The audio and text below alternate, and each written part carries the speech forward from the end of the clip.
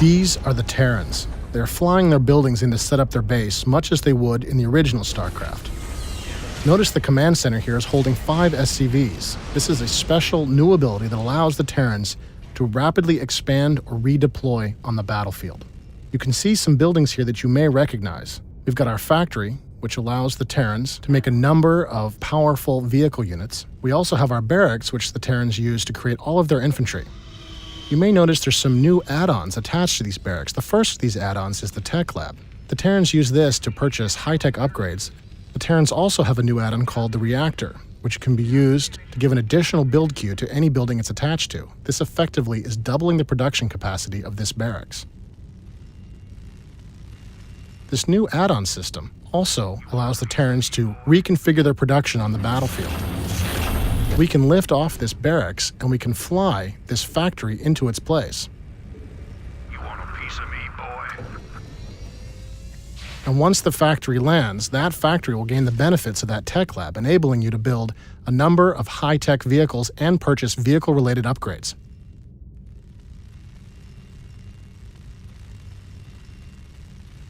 Base defenses are still very important to the Terrans. We've got our bunkers, which of course will load up with our infantry. In addition, the Terrans have a new base defense. This is the sensor tower, which the Terrans can upgrade into a radar tower. The regular sensor tower detects enemy cloakers.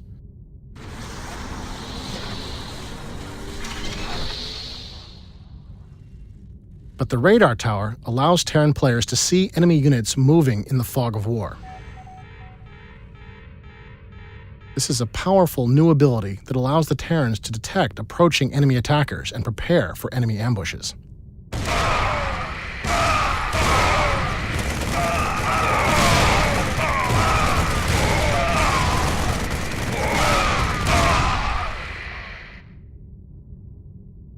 The battlecruiser is back in StarCraft II. Battlecruisers can be upgraded to have their own special, unique mega weapon. Each battlecruiser is upgraded individually. A popular choice is the Yamato cannon, which does significant damage to single enemy targets.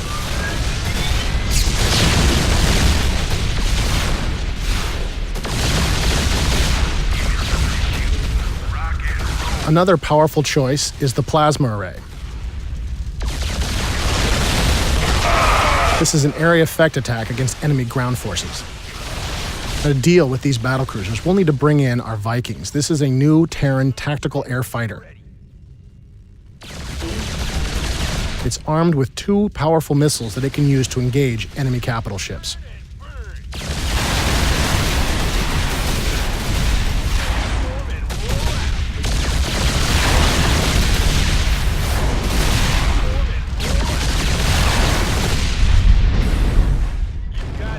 The Viking can also deploy into an assault mode that allows it to move on the ground.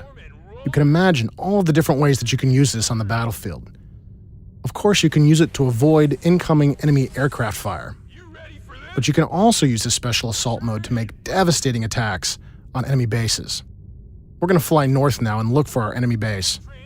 And once we get into position, we're going to take our Vikings and we're going to transform them into their assault mode and continue the battle on the ground.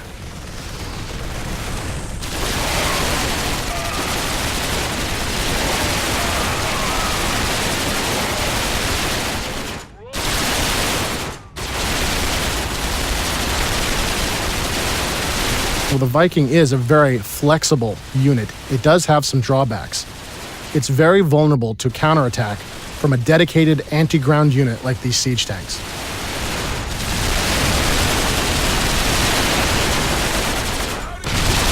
That was simply too much firepower for our Vikings to survive, and we'll be forced to transform into our air mode and move away.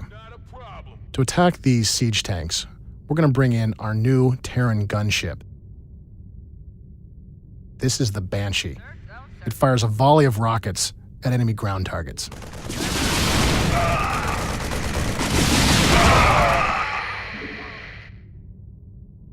We copy. Sir, don't, sir. We copy.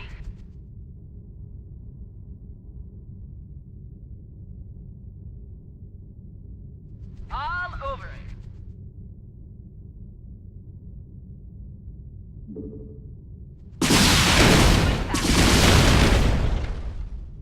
Now, these Banshees are vulnerable to this Marine counterattack, so we're going to cloak our Banshees and engage them with our area effect missiles. Fortunately for us, those Marines have clustered up, which is exactly what you don't want to do against the Banshee.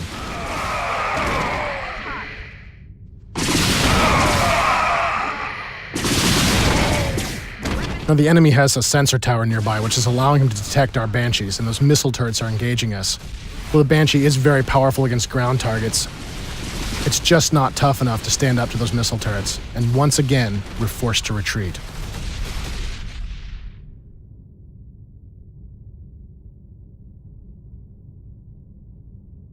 To continue this attack on the enemy base, we're going to bring in our Reapers. This is a unit that you may remember from our original announcement demo. He's got his jump pack, which enables him to traverse this difficult terrain. The Reaper also has a new ability that you haven't seen yet. This is his demolition charge, which he can throw anywhere on the battlefield. The demolition charge takes a short time to go off, but once it explodes, it can do devastating damage to static enemy targets. The Reaper is also very powerful against the enemy's economy. We're going to move our Reapers into position here in this SCV stream and start to destroy the enemy's economy. It looks like the Terran commander is responding by transforming his command center into a planetary fortress. This is a powerful new Terran base defense that our Reapers simply don't have the firepower to deal with. Falling in.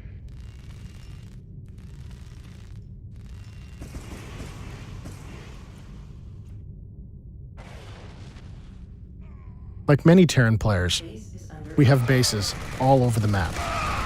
As you can see here, our supply depots are blocking access into our base, preventing the enemy from closing with our siege tanks and allowing us to shell them from range. Inside our fortified position here, we're going to use our SCV to build a new special Terran assault unit. This is the Thor. It's an assault unit so large and so powerful that it's actually built out on the battlefield. Done deal. Now, it might appear that we are trapped inside our base, but in StarCraft II, supply depots can be lowered into the ground into a special defensive position that allows our units to path over them. And once we've moved through, we can raise our supply depots back into position to protect our siege tanks. This better be an emergency. On it. Done deal. Oh, it's on.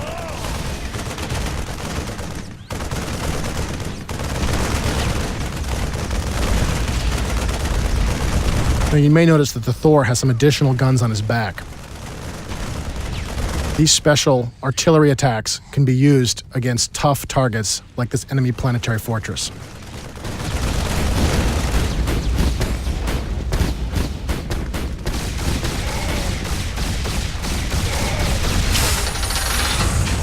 Like everything in StarCraft II, the Thor does have his weaknesses.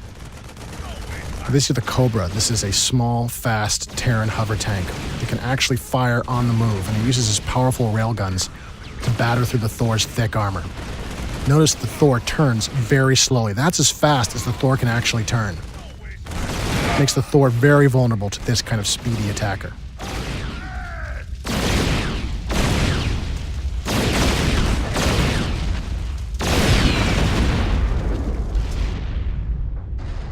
Now, in order to continue our attack on this enemy base, we're going to need to bring in some specialists. We really couldn't see making StarCraft II without including the Ghost. I hear that. I'm all over it. I'm here. The Ghost in StarCraft II is far more powerful than he was in the original StarCraft. All over it. In addition to his personal cloaking field, the Ghost can use his sniper rifle to deal lethal damage to enemy biological targets. The Ghost also has access to a number of calldowns. You've already seen our nuclear weapon. Now we'd like to show you the drop pods.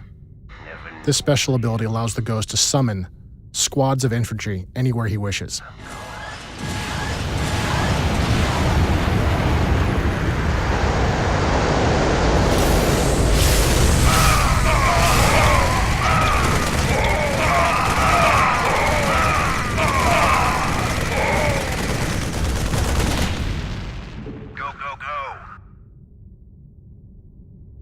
As you can see, the Terrans have a number of new, powerful units and some classic units with some new abilities. All of these add up into a flexible and powerful side that is more than a match for any of their enemies on the battlefields of StarCraft II.